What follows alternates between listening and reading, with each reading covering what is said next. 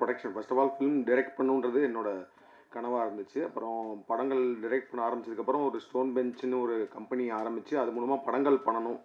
So எப்படிப்பட்ட படங்கள் பண்ணணுன்றது என்னோட ஒரு பர்சனலாக இந்த மாதிரி படங்கள்லாம் பண்ணணுன்ற மாதிரி ஆரம்பித்த கம்பெனி தான். அதில் எனக்கு மை ட்ரீம், அதாவது வந்து நான் யூஸ்வலாக வந்து ஸ்டோன் பெஞ்சில் எல்லா படத்துக்குமே வந்து கார்த்திக் சுப்ராஜ் ப்ரெசன்ஸ் தான் போடுவோம். அண்ட் ப்ரொடியூசர் வந்து கார்த்திகேயன் அப்படி இருக்கும்.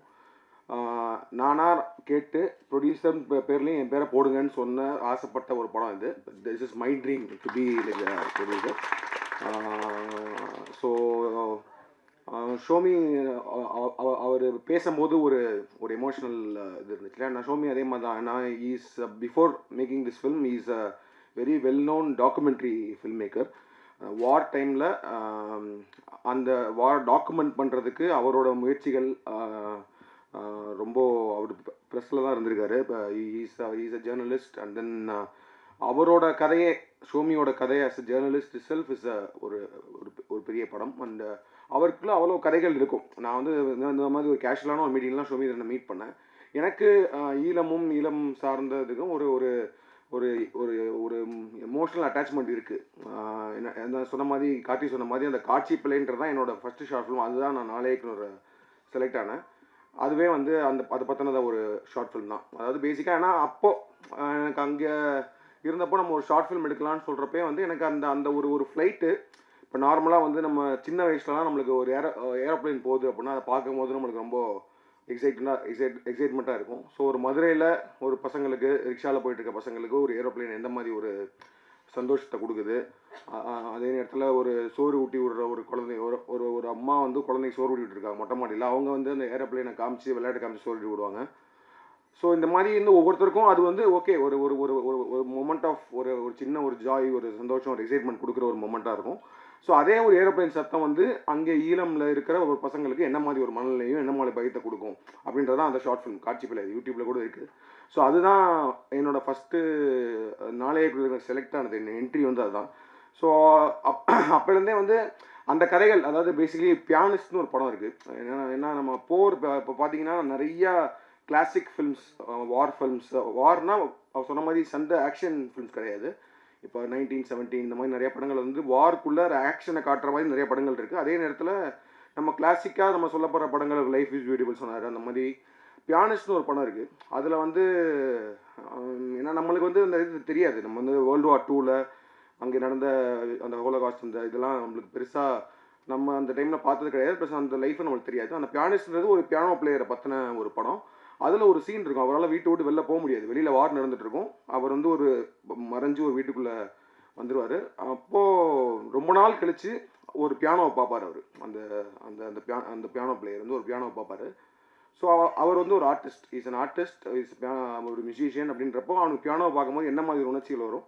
ஸோ அவனுக்கு ப்ளே பண்ணணுன்னு கை போகும். ஆனால் அவன் ப்ளே பண்ணான்னா அந்த மியூசிக் வந்து வெளியில், அந்த சத்தம் வெளியில் கேட்டுச்சுன்னா அவன் வந்து உயிரை ஓடுறது கூட இது இருக்கும்ல. ஸோ அப்போ வந்து அவன் பியானோவே டச் பண்ணாமல் ப்ளே பண்ணுவான்.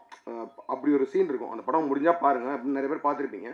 அது ஒரு ஃபீல் கொடுத்துச்சு. அது வந்து எனக்கு மொத்தமாக அந்த வாரோட நான் அந்த மனநிலை இப்படி இருக்கும் அப்படின்றத வந்து எனக்கு பயங்கரமாக கடத்தின ஒரு படம். ஸோ இந்த மாதிரி படங்கள் பண்ணணும், இந்த மாதிரி படங்கள் தயாரிக்கணும். ஏன்னா அப்போ வந்து நான் வந்து ப்ரொடியூசர் ஆகணும்னு நினைக்கல, டைரக்டர் ஆகணுன்றது முயற்சி பண்ணிகிட்டு இருந்தோம். ஸோ இந்த மாதிரி பண்ணணுன்றது ஒரு ஆசை இருந்துகிட்டே இருக்கும்.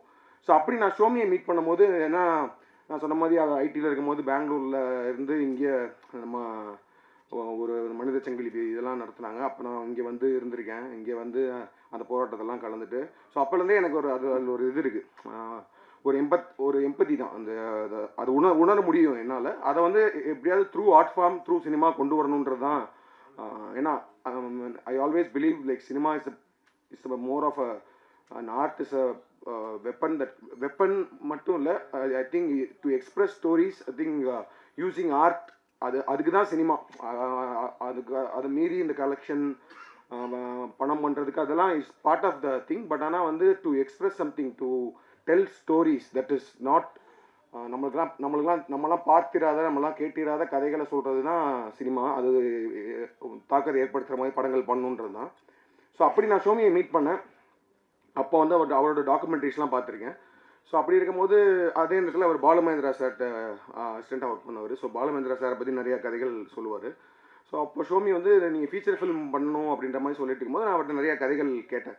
இது மாதிரி வந்து சொல்லுங்கள் ஷோமி, நம்ம வந்து ஏதாவது ஒரு ஒரு லோ பட்ஜெட் அந்த மாதிரி இருந்தால் ப்ரொடியூஸ் பண்ணலாம். ஏன்னா பிகாஸ் எனக்கு அது ஒரு ட்ரீம், ஒரு ப்ராப்பர் ஒரு ஈழம் ஃபில்ம் மேக்கர், ஒரு ஈழம் ஸ்டோரியை ஒரு மெயின் ஸ்ட்ரீம் தமிழ் சினிமாவில், மெயின் ஸ்ட்ரீம் இந்தியன் சினிமாவில் ஒரு மெயின் ஸ்ட்ரீம் தியேட்ரிக்கல் ஆடியன்ஸ்க்கு ப்ரெசென்ட் பண்ணோம் அப்படின்றது ஒரு ட்ரீமாக இருந்துச்சு. ஸோ அந்த மாதிரி ஒரு கதை சொல்லுங்கன்னு சொன்னேன். ஸோ நிறைய கதைகள் சொல்லும் போது இதுவும் ஒன்று சொன்னார். இந்த மாதிரி வந்து ஒரு வெட்டிங் நடக்குது, அந்த வெட்டிங் நைட்டில் நடக்கிற ஈவெண்ட்ஸ்னு சொன்னார். ரொம்ப ஒரு அற்புதமான ஒரு கதை, ரொம்ப ஒரு எமோஷ்னலான இது. ஆனால் அதே நேரத்தில் ஒரு ப்ராப்பர் த்ரில்லர். இது வந்து ஒரு சர்வைவல் த்ரில்லர்னு சொல்லலாம். இப்போ நீங்கள் வந்து உங்களுக்கு வார் பற்றின எந்த ஐடியாவும் இல்லை, அதை பற்றிலாம் தெரியல அப்படின்னாலுமே ஒரு படமாக பார்த்தாலும் the way it is been made, the way it is written, அதெல்லாம் பார்க்கும்போது ஒரு ப்ராப்பரான ஒரு த்ரில்லர் பார்க்குற ஒரு அனுபவத்தை அந்த படம் கொடுக்கும்.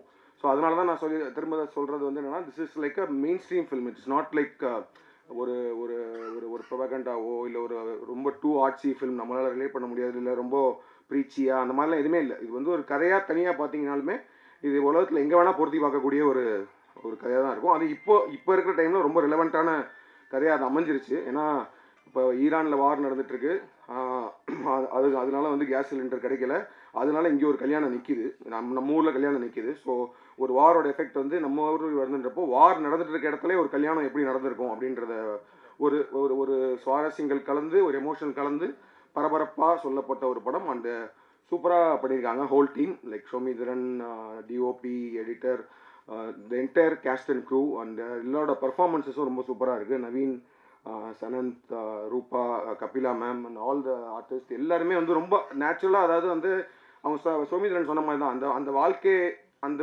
வீட்டுக்குள்ளே போயிட்டு வர ஒரு ஒரு ஒரு உணர்வு அந்த படம் கொடுக்கும். அண்ட் இந்த படத்தை நாங்கள் ஆல்ரெடி ரொம்ப நாளைக்கு முன்னாடி முடிச்சுட்டு நிறைய பேர்ட்ட நான் போட்டு காமிச்சிருக்கேன். இது வரைக்கும் இந்த படம் பார்த்த எல்லாருமே இந்த படத்தை ரொம்ப கனெக்ட் பண்ணி ரொம்ப ரொம்ப பிடிச்சிருக்குன்னு சொன்னாங்க. ஸோ ராணாவுக்குமே வந்து நாங்கள் படம், அவர் ஜஸ்ட்டு படம் பார்த்துட்டு immediately he was ready to come as a co producer and then present பண்ணுறதுக்கு ரெடி ஆனாங்க. ஏஜிஎஸும் அதே மாதிரி தான் படம் பார்த்துட்டு தேவர் லைக் இது நாங்கள் தமிழ்நாடு ரிலீஸ் பண்ணுறோன்னு சொன்னாங்க. விதுஷும் படம் பார்த்துட்டு is like releasing OC. So டெஃபினட்டாக அந்த படம் ரொம்ப நல்லா வந்திருக்கு. அண்ட் இது ஒரு நல்ல ஒரு டேட்டில் ஒரு ப்ராப்பர் ரிலீஸ் ஒன்று கொடுக்கணுன்னு தான் அந்த குட் ஃப்ரைடே வீக்கெண்டுக்கு ரிலீஸ் பண்ணுறோம். And I am very confident and also I am hoping that நம்ம ஆடியன்ஸ்க்கு இந்த படம் கண்டிப்பாக பிடிக்கும் அப்படின்னு நம்புகிறேன். I'm feeling really happy and proud that they have made this film to be like அதான் சொன்ன மாதிரி நான் ப்ரொடியூசராக இந்த படம் அப்படின்னு சொல்லிட்டு பேர் போட்டுக்கிறதுக்கு பெருமைப்படுற ஒரு படம்.